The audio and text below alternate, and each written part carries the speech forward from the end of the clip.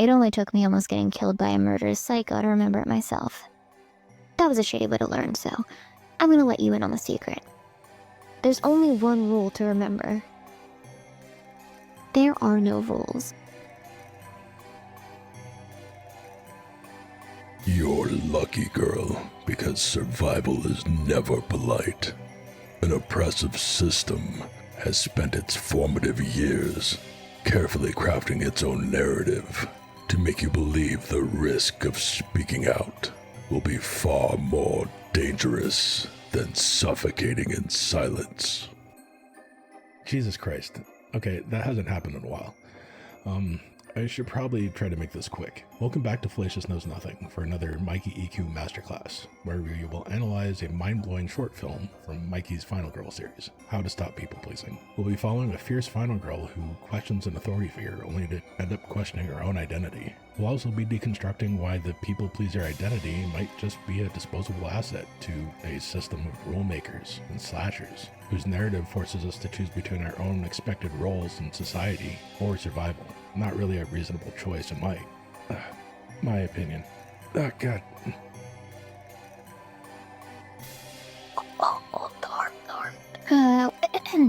Allow me to introduce myself. I'm Layla. I'm what you call a final girl. And you can basically consider this the post-credit scene no one ever sees. Count your blessings, Layla. You couldn't possibly be the human condition capable of escaping this trap. Not from the villainous system perfectly weaponized by labels and price tags. The villain's obstacles will surely destroy your story, Layla, before you're given the chance to transform. My identity in being the good girl, the rule follower, the responsible one had gotten me here. And there I was, a sitting duck, while I listened to my friends getting bludgeoned one by one upstairs. Okay, I don't have much time. To understand how the system turns a human being into a sitting duck, we have to look at how the rules for being a people pleaser are trying to push loyalty onto Layla. Loyalty basically manifests itself as Stockholm Syndrome for Layla. Needing to abide by her role as a people pleaser would manipulate Layla to submit to the villain's rules, so she didn't feel like a disappointment if she didn't submit. The villain's loyalty audit begins by limiting your choices, Layla, leaving you with only one option: the poison. In a state of survival, warning labels seem to disappear when the mind is starving for even an ounce of satiation. It's truly an act of evil genius if the villain can convince Layla that putting her elbows on the table is a moral crisis and swallowing outdated milk is a social expectation.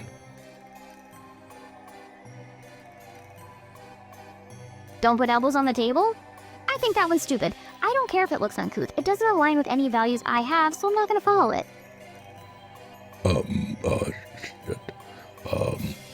Behold, Layla fell into the villain's politeness trap. Because Layla has been conditioned to be a people pleaser, the villain won't even care if she drinks the expired milk. That might actually be a part of his evil genius, I don't know.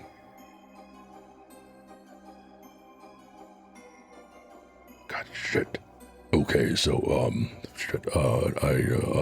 the most important thing the villain can do now is see if Layla will question her ability to clear his treacherous logic gap.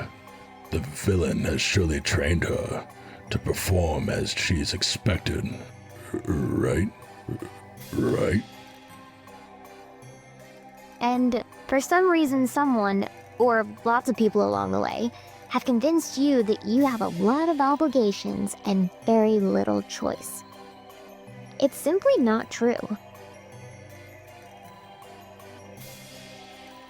Oh, okay, so because Layla has been raised to be a people pleaser, dissent will surely appear to be too ominous and overwhelming.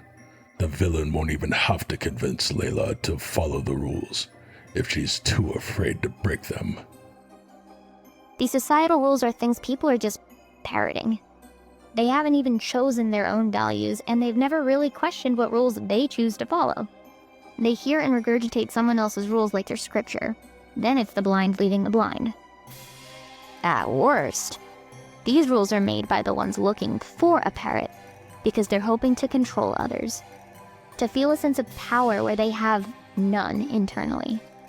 And you, the good girl, the rule abider, the people pleaser, the polite to a fault, agreeable, fearful, self-distrusting person that you are the perfect target.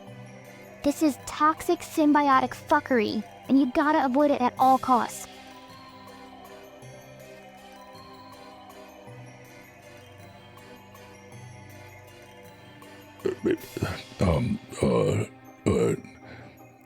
So in a world built on expected politeness, the Empire has one final obstacle to put in Layla's way, to keep the human condition bound to his most unbreakable rule.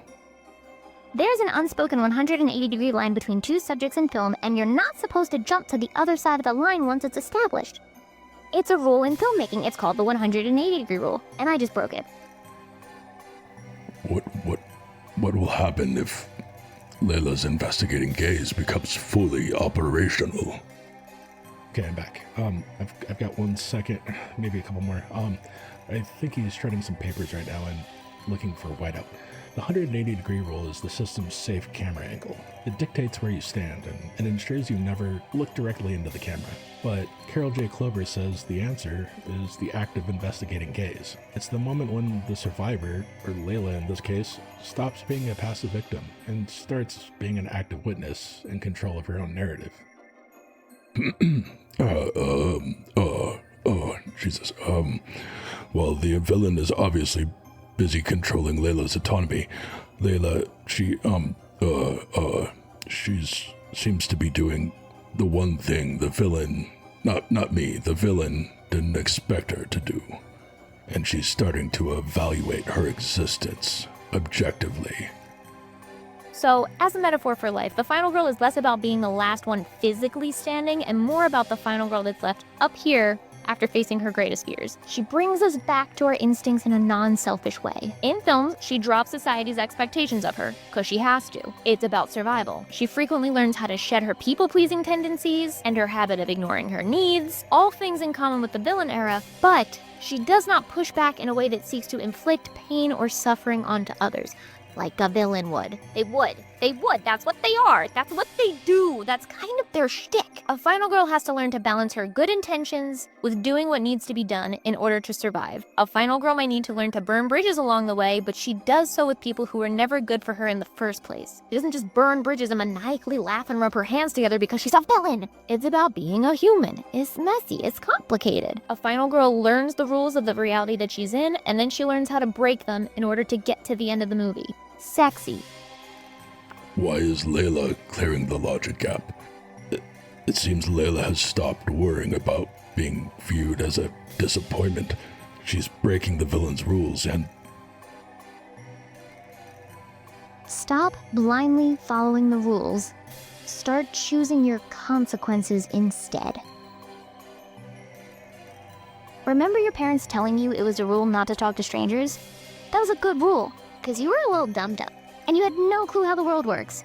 They knew what was best for you when you didn't. Remember the day your parents told you that you're getting old enough and wise enough now to learn that some rules are better off broken? That some rules aren't to benefit you or keep you safe, but are really to benefit someone else?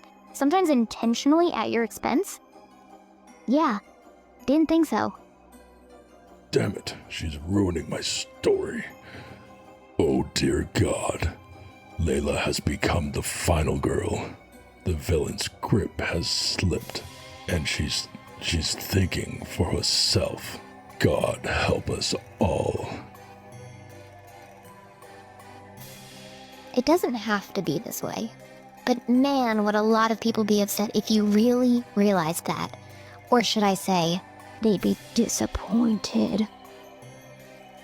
Disappointed is a word powerless people wield when they realize they're losing their power over you, the people pleaser.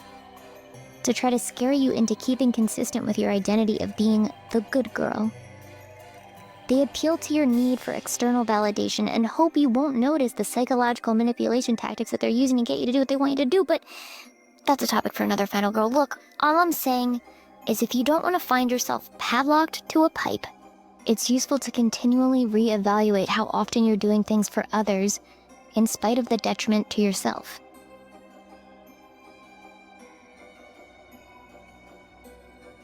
But what happens when the world won't accept her for who she truly is?